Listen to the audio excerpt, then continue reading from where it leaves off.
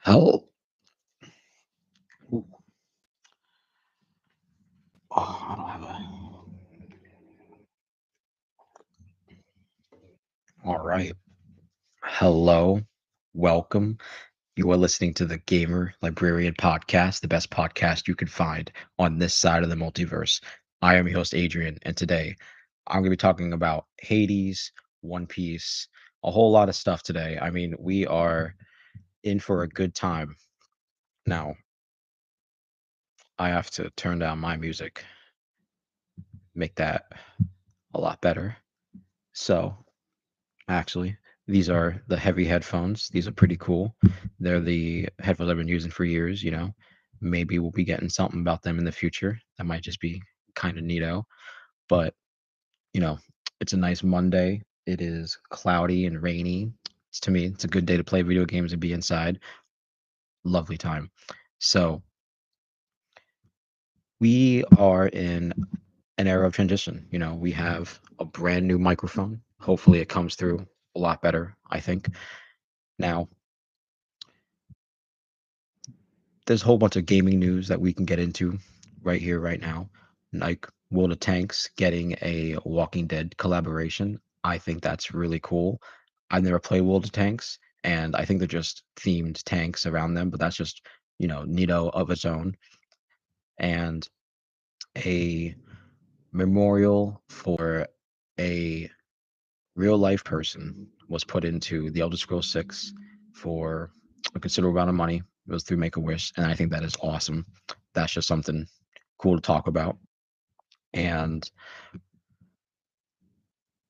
for certain things involving video games, now I have a George R. R. Martin article here. I just dislike how he hasn't gotten that latest book out. I think that's incredibly insane that we don't have Winds of Winter.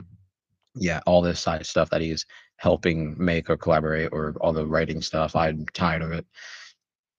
Actually, today apparently was an announcement that there's going to be a Final Fantasy game announcement within 2 or 3 days or so. And it might be a mobile game, which I think is, you know, all right. Maybe it's title tied to the overall Final Fantasy 7 thing, but I think it's just a Dissidia game. People are thinking it's a Dissidia game. I think it's a Dissidia game. And it mentions that it's like a team boss battle arena. The boss battle thing kind of seems weird, but it's mobile, so I'm not necessarily sure.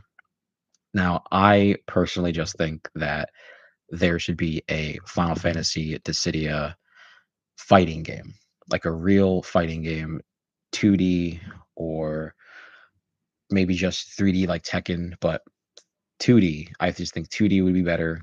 Get a majority of playable characters from all the games, maybe a few villains, and then some like classic monsters or mobs and other things like that, like a real fighting game.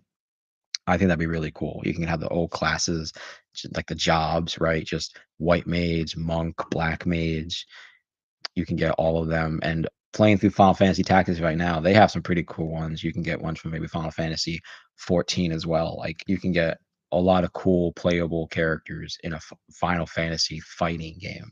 I don't know, but the Cydia always seemed cool. I really enjoyed it on the PSP when that first came out. That was really cool. But for the most part, the that 3D arena type stuff, I don't necessarily think that's the way to go. I think that you should get a nice solid fighting game for it. That would be sick. I would love a Final Fantasy Dissidia fighting game. But hopefully we'll see where it goes with the announcement. And maybe if it is Dissidia, we'll make a video about it and talk about that for something like that. But let's see. Borderlands 4 is getting free and paid DLC for the future, which I think is, pretty solid. I've enjoyed what I've played so far. So it's definitely, up there in terms of Borderlands quality type game. But I would just really hope for like a Borderlands MMO. That would be really solid to play. But I don't really care about skins or any of that kind of stuff. Bosses and stuff like that. Those are always really cool. But we're getting all kinds of like cosmetic like DLC like stuff, which is cool. But hopefully we get maybe a few expanded expansions and some type of MMO type, mechanics or something like that, just to make more playable characters play all at once. That's what really I think is really where things should go. And the Borderlands chief, Randy Pitchford, seems that he doesn't have much competitors for Borderlands, which, I think Destiny kind of is there. I feel like there's a Destiny 2 community, and then I feel like that loot system is very hit or miss with some people. And then, Borderlands is just kind of easy because you can play it with yourself or other people, friends, or just randos. That's awesome. But it's definitely not like that kind of constantly online game like MMOs typically are. And, to each their own to some degree.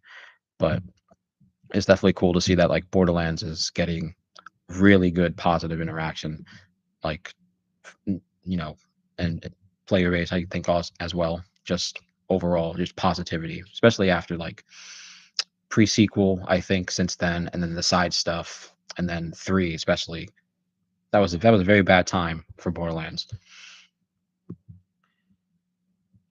Now we did get a Avatar fighting game announcement. Apparently, it was canceled previously like a year ago, and it came back, whole new studio. That's cool. That's cool. It doesn't look all that great to me, at least so far. We haven't seen like actual gameplay, I don't think, but I think it's just, how the characters are going to look, the art style, and then, just a few stuff like that. But maybe I was wrong, but it definitely didn't seem like the whole thing was there. It wasn't super polished, but maybe we'll get more of that at some point. But overall, that's pretty exciting because they have a big roster. Be a good chance for us to go and watch Korra. Never did that. And there was something that I saw that the Hunter x Hunter lost the original draft for chapter 424, but I couldn't find a real source about it. And I didn't really check Twitter yet, but that was just something that I think was, something to mention, hoping that is found soon. Now, let's see.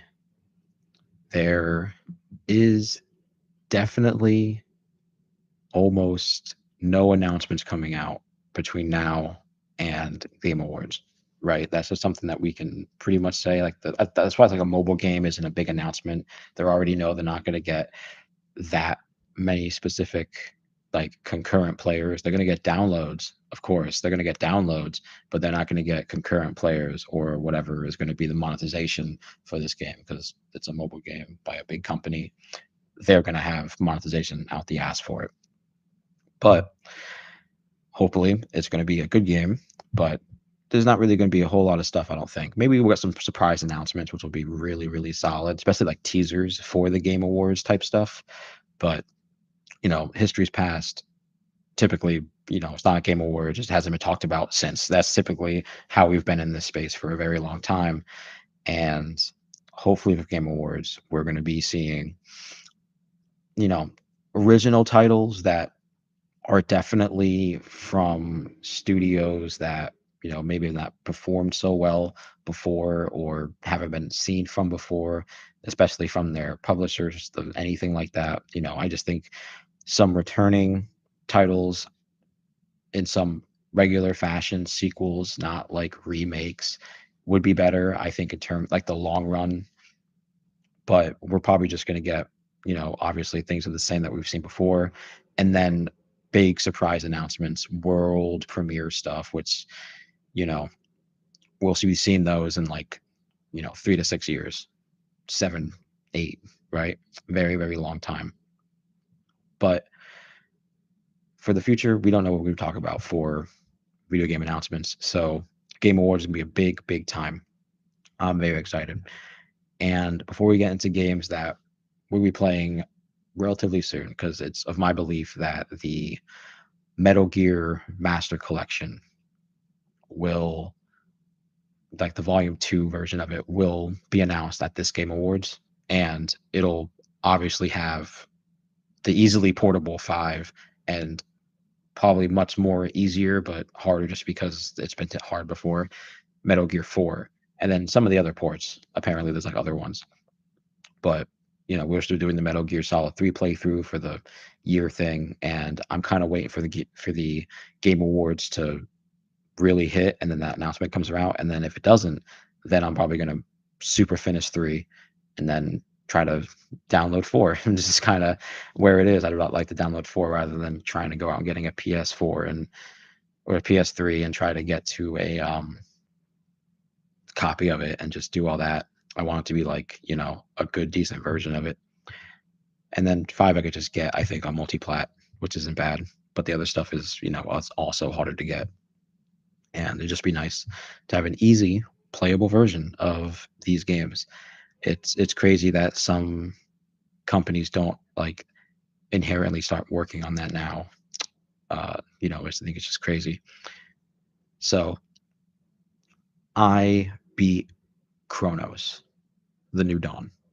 That was a game where, it really hits the Dead Space vibes in a lot of ways, but to me, I think the gameplay just felt stiff. I think the weapons were just kind of the same each time, the charging, and I didn't find one of the weapons on my first playthrough. I did not find one of those weapons, which was, a little, disheartening the first time around. But overall, beat Chronos, and I gotta say, it's something that I would definitely want more of. I want more of. I just wish they would have more weapon variety and definitely work on like how attacking some of these enemies work, because like superficially mm, the combat just felt overall stiff, and then just didn't felt really engaging with how some of the weapons had to be like charged and just things like that. That was, overall just not that great. The damage base just didn't feel that good. So I was super enjoying the overall the like the story, and then the mystery of it was just really good. But then the time travel of it, that was just that kind of felt like a little too much. And then now we're gonna get more of that to some degree. I don't necessarily want that. It was a really, really cool setting. So now I don't know if we're gonna be doing Silent Hill anytime soon.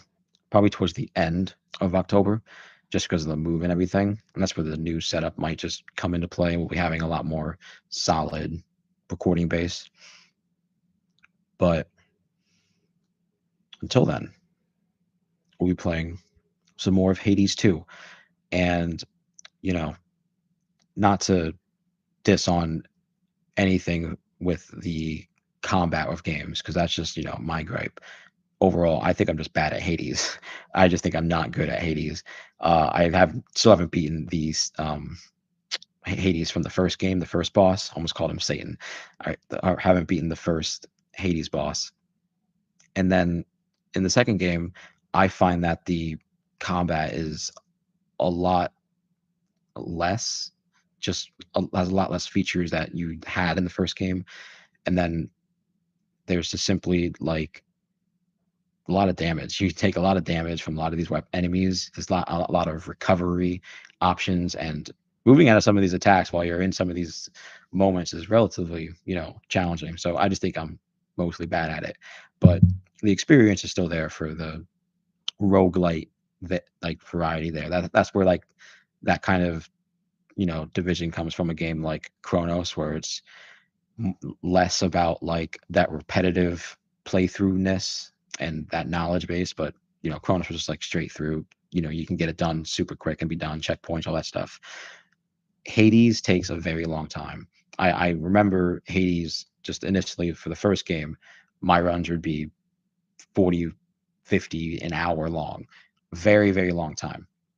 That's just, me. That's just how it was on the Switch. That's just how it was initially. That's just how it felt.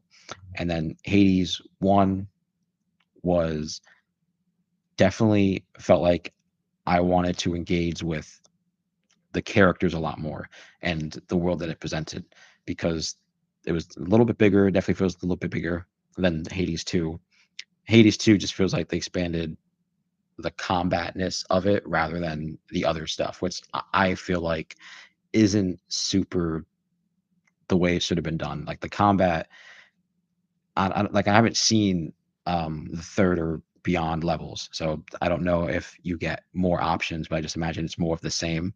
It's just more you beat a level, you get an upgrade, and then there's probably like an NPC you could talk to, get an upgrade or get some resources or some other stuff.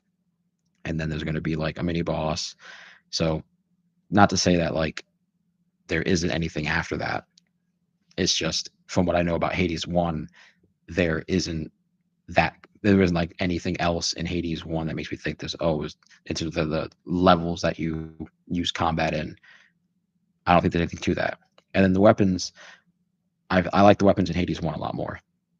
And then I just felt like using the world in the Hades one, engaging with it to make my runs better felt, a little more impactful than so far what I've seen in Hades 2, where it just feels like everything was boiled down to use the pot recipe to get all the upgrades, and then the tarot cards just they feel different. It's kind of limiting early on, which is like, okay, you can make some good builds, but the builds don't necessarily definitively help you.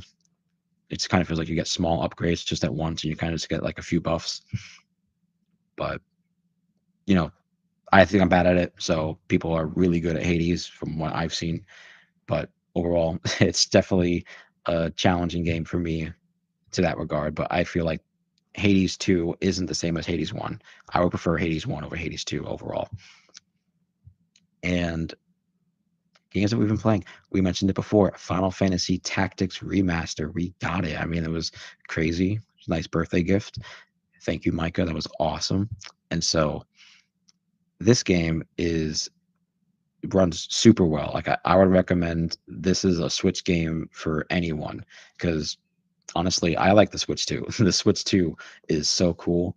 And I had a Switch 1, which was also awesome at the time, but originally there wasn't as many games ported from like the PS4 gen or even before onto the Switch 1.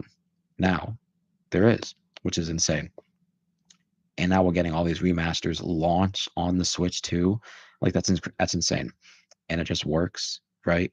So it's basically just both games. You get the Pixel game and you get the remaster, works out.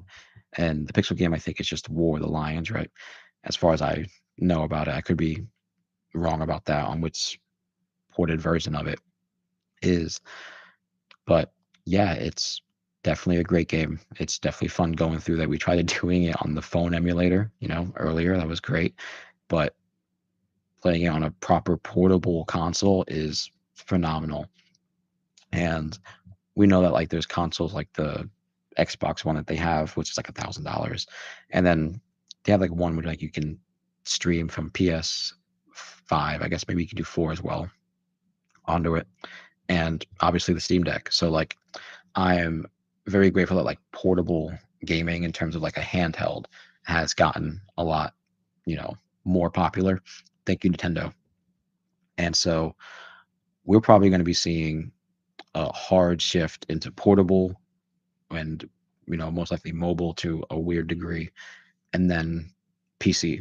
I think consoles are going to be relatively gone because you know if people don't even need a console for the streaming base of it, then what are they really going to do? Because then I think what they're going to have to do is like Sony Xbox TVs with the streaming stuff in it, where they have like streaming apps, right? They just sell TVs.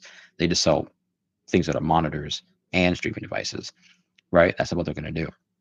And you get a TV remote and a controller. That'd be insane. But yeah, it's just pretty cool having a Switch, being able to play these remasters on it, loving it. Nintendo isn't killing it in a lot of ways, but hardware, I think their hardware is going in the right direction. Now, where's the Pokemon remasters? Where's the Pokemon ports? Where are the Pokemon original collections? Because like that art style, that experience, that is something. Because like You don't need these 3D gross remasters. No, no, no, no. You need the pixelated ones with the music and everything. They need to be like one to one, full experience, just playable. I think that's far more enjoyable. If anybody even wanted to play what the experience was like in some regard, I feel like they wouldn't play something like the Final Fantasy remake trilogy. They would play the original Final Fantasy VII. I would play the original Pokemon Red, Blue, Crystal, original, original experience. You can do it on your phone. We shouldn't be remastering them and making them look kind of weird. Because if we're not going to make them looking super good, why are they making like super weird and kind of weird chibi nonsense and not like really, really good? Like the TV show, you know. I think things like the South Park video games from Ubisoft, and then the Avatar, The Last Airbender, things like the Simpsons games, a few of them at the very least, make things look like what they kind of originally are. That's just my take. Now, we did get Blasphemous 1 and 2, which is awesome.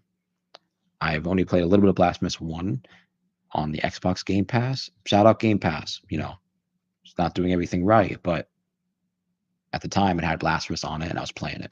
That is a benefit that I have to give it. But now I got it on the Switch, which is sick. And we're gonna be playing through that, not saying much about it because I'm still early on. You know, I remember the combat feeling the same. It's like, okay, it's kind of like platformy-ish, where it doesn't feel like super open. Like you can't like just like kind of control how you jump necessarily. And then the dash, the slide on the ground, that was something to get used to. But I think we're gonna get upgrades, things like that. So I even haven't seen early on what the map would look like. So we're not even gonna judge it. Just wanted to play something like that because Silk Song was so good. And we're winding down on games, so we're just probably playing through a lot of games that we missed, like coming up once we finish either Remaster or Blasphemous 1 or 2, or maybe even just Metal Gears. We will probably do Silent Hill F and then move on. Who knows? Now, speaking of early sponsors, shout out Heavies, just saying. We also did have a sponsor for Dubby. Don't know how that necessarily works. That might change or whatever, but Dubby's been around with us for a while. And just shout out to anybody who's been using Dubby. They are a energy drink. You know, all that comes with it. If you want to drink it, go ahead. I've drank Monster for a lot of times. Things are unhealthy for you, so it's just is what it is. They're FDA registered, so I could talk about them in the United States. That's definitely good enough for me. So that's it. you know, they didn't even tell me if I had to do anything. They just gave me a link to a code, and that was it. I asked Heavies what I could do. They haven't reached out to me, at least to any degree. I could even just check, but I haven't even gotten an email. Which is what it is. So, no, I don't think so.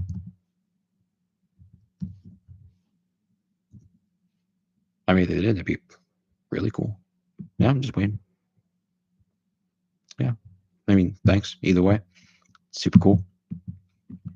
But One Piece. So we try to read up on manga, every so often. Just haven't been feeling a lot of these current mangas. They're not necessarily my speed. I think the best one that we're reading right now is like JoJo's and then Chainsaw Man. But to be specifically honest, they're not my type of vibe. Like I want Hunter x Hunter. If Hunter x Hunter was coming out regularly, boy, I would be on that. I would be on that. It sounds like Berserk or One Piece, right? To me, it's like just as good. But yeah, the Jujutsu Kaisen, the new one, that one is just like cool. I got some kind of weird spoiler about it. And then we have Dan the Dan, which is just like I think I'm just gonna get back onto that when me and Hannah watch season 2, which should be soon. It's gonna be soon, definitely. And then yeah, One Piece. We are getting some good backstory, which is insane. Because now, like the backstories are coming into play with real current characters, black teats. That's what I'm saying. That's like that was something that was like early on teased forever. And honestly, I'm ready for the Revolutionary War stuff to be like front in our face. I'm ready for that. Who knows what we're gonna get? Because to me, like the flashbacks are going to be stopping soon for the most part. There will be a time when the flashbacks stop, where the current characters and the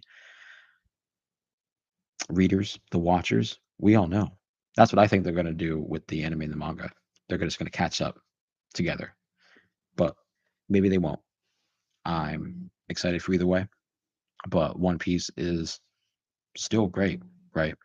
We'll probably have a better manga reading schedule in the future, just because I want to be on a little more of that, see what other mangas out there before we get into some books and stuff. There haven't been a lot of books that I've really wanted to read yet, but we'll probably get books into about developers from them. I'm trying to get a copy of um, what is it called?